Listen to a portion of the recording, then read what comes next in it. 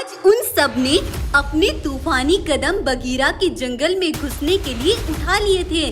अपनी तादाद और ताकत के जोश में वो सब हवा की तरह तेज रफ्तार से आगे बढ़ रहे थे। लेकिन कोई था जो राठौर की इस अकड़ और गुस्से को चकनाचूर करने के लिए आगे बढ़ गया। वो अपनी अद्भुत ताकत का मालिक था। बिजली की तरह तेज रोशनी से उसने कुछ ही मिनटों में अपनी शक्तियों से वहाँ सैकड़ों शेरों की सेना बाहर निकाली। सूर्या की ये सेना जादुई ताकत रखती थी। आगे बढ़ने से पहले तुझे मुझसे टकराना होगा। मेरा रास्ता रोकने की तेरी हिम्मत भी कैसे हुई? तुझे शायद मेरी सिपाहियों की ताकत का अंदाजा नहीं है। तेरी इस मुट्ठीभर सेना को ये पछाड़ कर रख देगी। सिपाहियों, दिखा दो इनको अपनी ताकत। वो सूर्या पर वार करने आगे बढ़े, लेकिन सूर्या की उस जादुई सेना ने अपनी शक्तियों से तेज आग के गोले बरसाने शुरू कर दिए और राठौर की सेना पर एक के बाद एक तेजी से वार करते रहे। राठौर के ज्यादातर सिपाहियों को सूर्या के सिपाहियों ने कुछ ही देर में जान से मार डाला। ये देखकर राठौर घबरा गया। रुक जाओ, अब कुछ भी मत करना। तुम्हारी इस ताकत को देखकर मैं हैरान रह गया। बोलो, क्या चाहते हो? राठौर, तुम्हें अब बगीरा की उस बेटी को आजाद करना होगा। आखिर कौन है बगीरा और राठौर ने उसकी बेटी को क्यों अपना गुलाम बना के रखा है? चलिए देखते हैं। दरअसल आज से कुछ समय पहले एक बड़े मालदार जंगल का राजा बगीरा, जो कि आसपास के जंगलों का भी राजा था। बगीरा एक बार अपनी बेटी रीमा के साथ बाहर निकला हुआ था, लेकिन अभी वो थोड़ी ही दूर चले थे कि तभी राठौर अपने कुछ सिपाहियों के साथ वहाँ आता है। तुमसे पहले भी कहा था, चुपचाप अपना जंगल मुझे सौंप दो, नहीं तो मेरी ताकतवर सेना तुम्हारे और तुम्हारे आसपास के जंगल को तबाह कर देगी। तू अपनी ताकत के बल पर यहाँ जुल्म करना चाहता है, लेकिन मैं तुझे अपना जंगल कभी नहीं दूंगा। ये सुनकर राठौर को बहुत गुस्सा आ गया। उसने बगीरा को वहीं बेहोश कर दिया और उसकी बेटी रीमा को उठाकर वहाँ से अपना गुलाम बनाकर अपने साथ ले गया। इधर बगीरा की बेटी रीमा को राठौर बाग ने अपना बंदी बना रखा था और उधर बगीरा के पास में ही एक दूसरे जंगल में एक सूर्या नाम का शेर रहता था।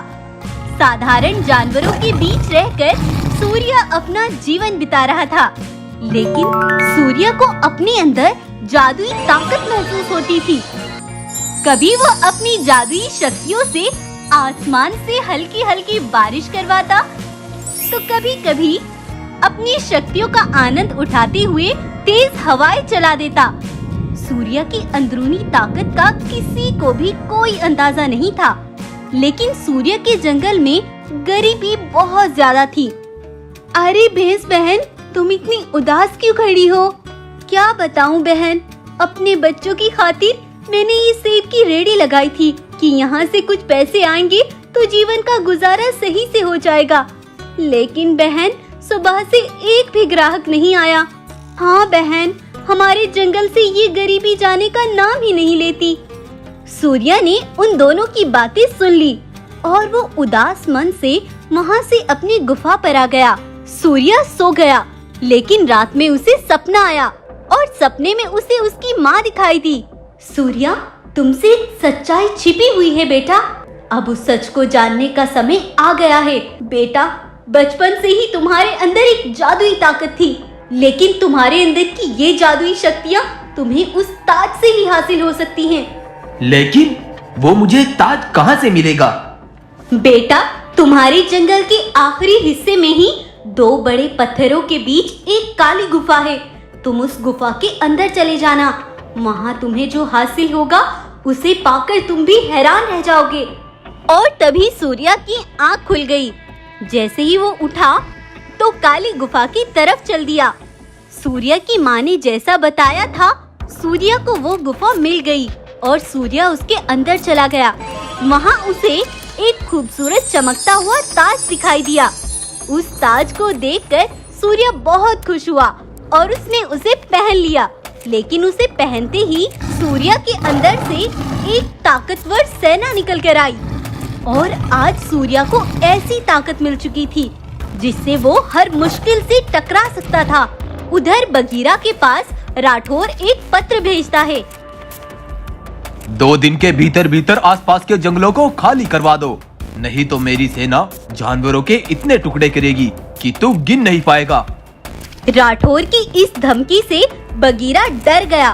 वो खून खराबा नहीं करना चाहता था, इसलिए उसने अपना एक सिपाही बाघ मानव सूर्य के जंगल भेज दिया। साथियों, आसपास के जंगलों के सरदार बगीरा ने सबके लिए एक पैगाम भेजा है। उनके सबसे बड़े दुश्मन राठौर ने 2 दिन के भीतर भीतर आसपास के जंगलों को खाली करवाने का हुक्म किया है। इसीलिए तुम ये जंगल यहाँ से छोड़कर चले जाओ। कोई कहीं नहीं जाएगा। मुझे सरदार बगीरा से मिलना है। चलो, मुझे उनके पास ले चलो। बाघ मानव सूर्य को बगीरा के पास ले आया। महाराज, मैं नहीं जानता उसने आपकी बेटी को क्यों गुलाम बनाया है, लेकिन उसकी सेना की तबाही के किस्से मैंने भी बहुत सुने हैं। मुझे कुछ समय पहले एक ऐसी ताकत मिली है जिससे मैं बड़े से बड़े तूफानों से भी टकरा सकता हूँ। मैं जानता हूँ तुम ये सब अपने जंगल के जानवरों के घरों को बचाने के लिए कह रहे हो। तुम्हें उसकी ताकत का अंदाजा नहीं है। वो हमारे जंगल का तो क्या, किसी भी जंगल का बाल भी बांका नहीं कर सकता। ये जिम्मेदारी मेरी है, लेकिन इसके लिए मुझे इतना धन चाहिए कि मैं अपने जंगल की गरीबी को मिटा सकूं। अगर तुम उसे हराने में कामयाब हुए तो मैं अपने जंगल की आधी दौलत तुम्हारे नाम कर दूंगा। और इस तरह से राठौर का मकसद बगीरा के और उसके आसपास के जंगलों पर कब्जा करना था, लेकिन सूर्य की जादुई ताकत के सामने उसने अपने घुटने टेक दिए। देख राठौर, तेरे पास 2 ही रास्ते हैं।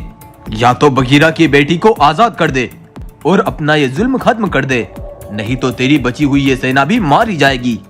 नहीं नहीं नहीं, तुम ऐसा कुछ मत करना। मैं बगीरा की बेटी को आजाद कर दूंगा और कभी वापस मुड़कर नहीं आऊंगा।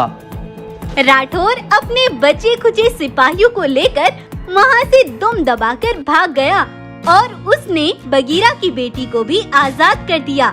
रीमा अपने पिता से मिलकर खुश हो गई। वादे के मुताबिक बगीरा ने सूर्य को बहुत सारा धन दिया, जिसे सूर्य ने अपने जंगल के जानवरों में बांट दिया और बाद में सूर्य और रीमा की शादी हो गई। सूर्य की जादुई शक्तियों से उसका जंगल गरीबी से मुक्त हो गया था और बगीरा की बेटी भी आजाद हो गई थी। तो आपको ये कहानी कैसी लगी, हमें कमेंट करके जरूर बताएं। कहानी अगर आपको पसंद आई है तो लाइक, शेयर और सब्सक्राइब करना ना भूलें।